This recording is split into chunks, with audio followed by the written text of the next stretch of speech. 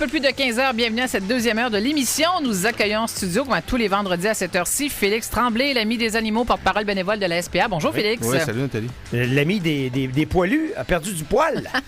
En fait, Félix a coupé sa barbe. Ça te fait très bien en passant. Merci, c'est gentil. Il a l'air de flot. Ça rajeunit, Un flot de 42 ans, ça fait un gros flot. T'as vraiment l'air jeune. Vas-y, mon pitou. Parle-nous de SPA. Muselière, en fait, parce que je trouve ce sujet... On m'en mettrait une muselière aujourd'hui, je te dis. En fait, c'est ça. François me disait que j'aurais dû t'en amener une.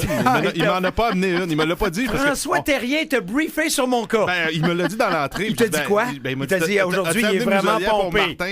Fait que là, j'ai dit, si tu me l'avais demandé, François, je t'en aurais amené une avec plaisir. Alors, dans ton cas, à toi, on en aurait pris une, pas une espèce de cage, mais celle qui est pleine. Oh, bon, je vais faire des nuances parce que je vais faire des nuances sur le type de muselière. Alors, cher Félix, parlons du dossier des muselières. Il y a deux écoles de pensée qui s'affrontent. Il y a les pour muselières, les contre muselières. Premièrement, une muselière, objectivement Je suis parlant, pour. Objectivement, je suis pour. Une muselière. Attention, Martin, on va t'en amener une. Oui, c'est ça. Une muselière objective. Est-ce qu'il y a des... comment dire? Est-ce qu'il y a des observations qui peuvent être objectives sur l'utilisation, la pertinence d'une muselière sans tomber dans des débats émotifs? Là? Non, exact. J'ai parlé avec des techniciens animaliers à la SPA à ta demande. Et ce qu'on me disait, c'est que la muselière, c'est un outil de transition. C'est pas quelque chose qu'on doit utiliser sur une longue période. Ce que je veux dire par là, je vous donne un exemple. D'accord? Ça va être plus clair. Disons que moi, je décide d'amener un deuxième chien dans mon foyer. Et il y a un des deux chiens qui s'avère être agressif envers l'autre pendant la période d'acclimatation.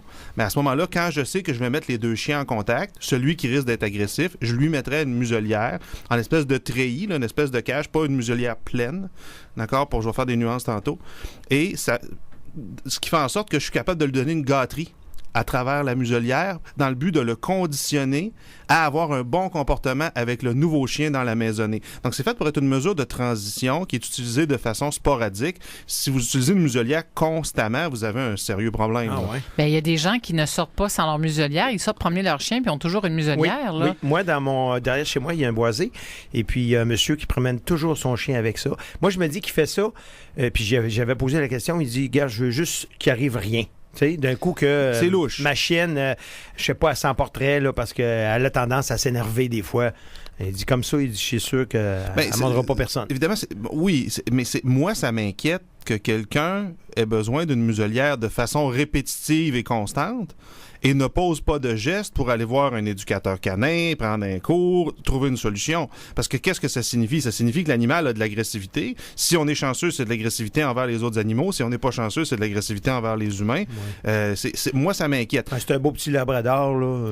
Oui, mais tous les chiens peuvent être agressifs. Mais Martin, l'exemple que tu donnes, là, est-ce que le chien, tu sais, lui, je comprends le rationnel du monsieur, mais à force d'amener le chien, de mettre toujours la muselière au chien, à un moment donné, le chien, il va développer une espèce de d'écœurantite aiguë. Oui, puis ils peuvent devenir plus agressifs. Exact. Les experts du comportement nous disent effectivement que il y a des chiens qui sont plus irritables que d'autres. D'accord? C'est un peu comme les humains. Là. Il y a des personnalités dans les animaux.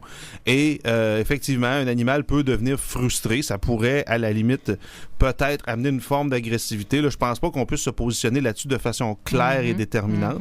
Nous, ce qu'on dit, c'est plus une muselière, c'est fait pour une condition temporaire. Et si vous avez besoin d'une muselière constamment, allez voir un comportementaliste. Ouais. Parce qu'un chien, quand ça se promène, là, ça a toujours la gueule ouverte, là, puis exact. La langue qui pend et tout ça. Donc, c'est pour ça qu'il y a deux types de muselières. Il y a la muselière, comme je vous disais, qui est en treillis. Là, on dirait une cage. C'est épouvantable. C'est celle que la plupart des gens connaissent. D'accord? C'est celle qui est un peu comme une forme de cage autour de la gueule. Qui est souvent associée au pitbull. Souvent associée au pitbull, mais pas nécessairement. C'est pas nécessairement associé au pitbull. Et celle-là permet, comme je vous disais, de faire un peu de conditionnement, de donner une gâterie à un animal pour essayer de faire un renforcement positif, surtout si le but, c'est de le désensibiliser à une sorte de stimuli. Ensuite, il y a la muselière et, en passant, la muselière en treillis permet au chien de halter. Donc, quand il a chaud, il veut sortir la langue, cette muselière-là lui permet de le faire.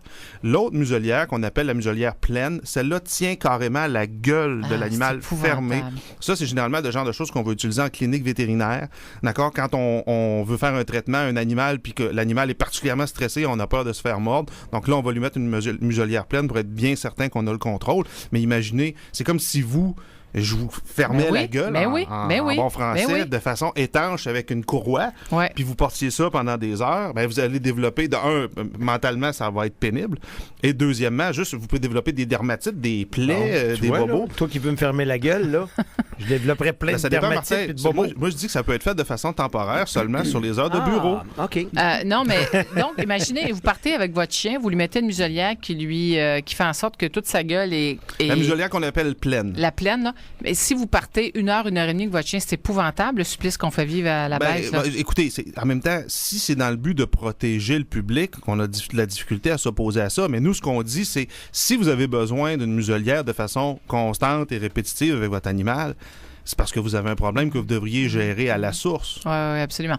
Good. Ça va pour les muselières, Martin? Oui, mais j'ai une question pour toi avant que tu finisses, OK? Va-t'en pas. D'accord.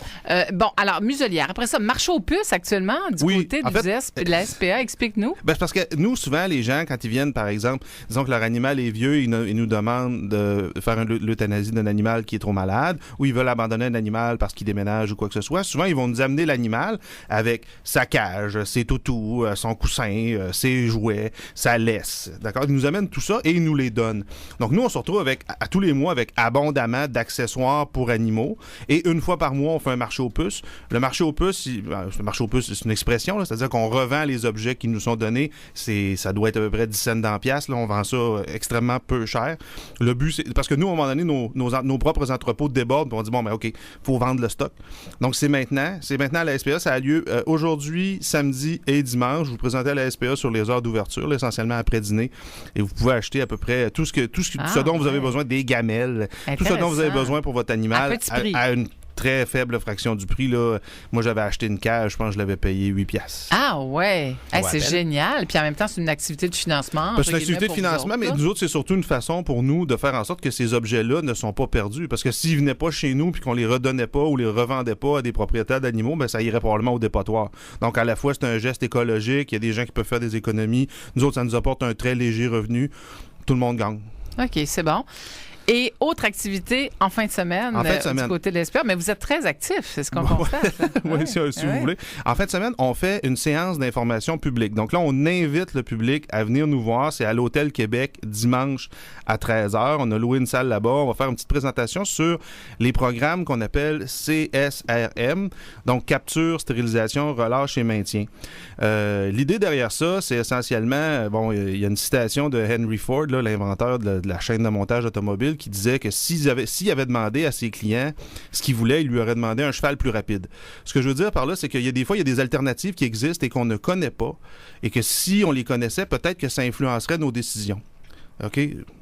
J'explique. Le CSRM, c'est une alternative à l'euthanasie pour les colonies de chats errants.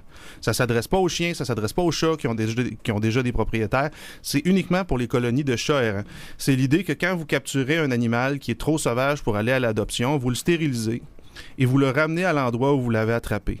Donc, pourquoi on a besoin de faire une séance d'information publique? C'est parce que j'aurais besoin d'une demi-heure pour vous expliquer comment ça fonctionne. Parce que c'est complètement contre-intuitif. Parce que je suis en train de vous dire que pour gérer la population des chats, il faut relâcher des chats. Mais pourquoi vous faites ça grand public, une séance d'information comme celle-là? Parce qu'on pense que on s'en va vers ça. Puis on pense que la population est... nous, quand on regarde les sondages, là, c'est pas des sondages que nous, on a produits, mais quand on regarde les sondages, la population est largement opposée à l'euthanasie. C'est quelque chose qui est très défavorable. Puis non seulement ça, c'est contre notre mission. Notre mission, c'est de protéger les animaux. Quand on en arrive à ça, c'est parce qu'on n'a plus d'autres recours. On pense que le public va apprécier ces informations-là. Pour que ça soit clair, nous, la SPA, on n'a pas pris de position définitive sur les programmes de CSRM. Ce qu'on dit, c'est certainement une avenue à explorer. Je vais vous donner un exemple. Quand on enlève, souvent les plaintes qui sont reliées aux chats errants, ça va être le bruit. D'accord, les chats en chaleur, les chats qui se battent pendant la période de reproduction. Ça va être le marquage du territoire et l'odeur qui vient avec. Ça peut être la transmission de maladies, par exemple, de la teigne qui peut se transmettre d'un chat à une personne. Si on enlève les organes reproducteurs des chats de colonies, tous les problèmes que je viens de vous nommer là, à part les maladies, ce sont des problèmes qui sont liés à la reproduction. Si on enlève les organes reproducteurs, ce qu'on nous dit, ce que les experts nous disent, c'est que les chats deviennent presque domestiques par la suite. Ils sont beaucoup plus tolérables. Okay. Et en plus, on limite la migration des animaux parce que si vous enlevez, pour prendre un cas concret, disons que vous arrivez à éliminer complètement les chats d'une colonie. Là. Vous passez d'une trentaine, une quarantaine de chats, vous les enlevez complètement, il y en a 0. Mais le problème, c'est qu'à cet endroit-là, il va rester un espace, il va rester un abri, il va rester de la nourriture. Et il y a toujours des gens qui abandonnent de façon irresponsable leur animal. Ouais, donc, c'est un endroit qui va être propice à une colonie. Vous stérilisez des animaux, vous les remettez sur les lieux, ça fait en sorte que l'espace est occupé et s'il y a de la migration de chats, un chat qui va arriver là ne sera pas intéressé à rester parce qu'il y a déjà des animaux, mais ce sera des animaux avec lesquels on n'aura plus vraiment de problème. Donc c'est ça, comme je vous dis, c'est complètement contre-intuitif l'idée de dire que pour gérer une population de chats, il faut relâcher des chats. C'est à quelle heure la séance d'information? 13h30 dimanche. Dimanche, toujours à la SPA? Non, c'est pas à la SPA. Non, parce qu'on s'attend quand même à avoir pas mal de monde. Il n'y a pas assez de place. Ouais. Donc, on a loué une salle à l'Hôtel Québec qui, d'ailleurs, nous a fait un super bon prix parce qu'on est un organisme de charité. Ça me fait plaisir de le dire. Ouais. Donc, c'est ça. C'est où l'Hôtel Québec? L'Hôtel Québec, c'est à Sainte-Foy, proche... sur le boulevard Laurier, là. Sur le boulevard Laurier, exactement. En fait, c'est l'avenue des hôtels. C'est juste avant le pont de Québec. Juste avant le pont de Québec. À 13h30 dimanche. 13h30, on invite les gens à venir nous voir puis à poser des questions. On va essayer de répondre du mieux qu'on peut. Bien, t'as une question, Martin? Oui, je veux savoir, Félix, est-ce que tu recycles tes Ziplocs? Parce que je commence un sondage et que je débute à partir de maintenant. Ouais. Tous les invités, tu vas poser. C'est parce que Nathalie veut pas que je fasse mon sondage, fait que j'ai décidé que je le ferai quand même. Parce qu'il y a du monde qui lave leurs Ziplocs. Est-ce que tu es du genre à nettoyer tes Ziplocs? OK, je vais faire une nuance. Sois sincère et honnête. Oui, tu me connais, Martin. Tu me connais, Martin, j'ai pas tendance à dire des menteries. Go! Donc, je ne recycle pas mes petits Ziplocs, mais les grands, oui. Pour une raison simple, c'est que les petits, quand j'essaie de les nettoyer, j'ai l'impression que je vais les déchirer. Alors, mais moi, dans la catégorie moitié-moitié. Oui, la catégorie... Sac dans ton camp! La catégorie indécis. Moi, j'ai ça, du monde qui ne savent pas. Félix, non, merci. Mais c'est fun quand tu peux avoir une... T'es-tu pour ou contre? Je sais pas. Des fois, je suis pour, des fois, je suis contre. Sac dans ton camp. Il y a vraiment un talent de comédien incroyable. J'ai dit, tu pourrais faire du stand-up comique. Non, mais notre clown après-midi, c'est vraiment beaucoup animé de nous. Merci, Félix Tremblay. On te souhaite une belle fin de semaine, fort occupé. C'est le moins qu'on puisse dire. Oui, effectivement. Marché aux puces, c'est aujourd'hui et demain. Non, c'est aujourd'hui, samedi et dimanche. Martin. Ah oui, hey! Il faut qu'il entende mon oiseau qui fait le minou. Oui, OK. Oui, parce que j'ai un chat qui fait le minou. Oui. Tu nous l'avais dit la dernière fois, mais je ne l'ai pas entendu. Il fait... Oui, l'as-tu, Anthony? Ben oui. C'est un inséparable. C'est mon inséparable. Écoute bien ça. Donc, qui est en amour avec Martin, on s'en souvient. J'essaie de faire oui, mais là, ça ne tente pas, là. Arrête de niaiser. Un gros minou!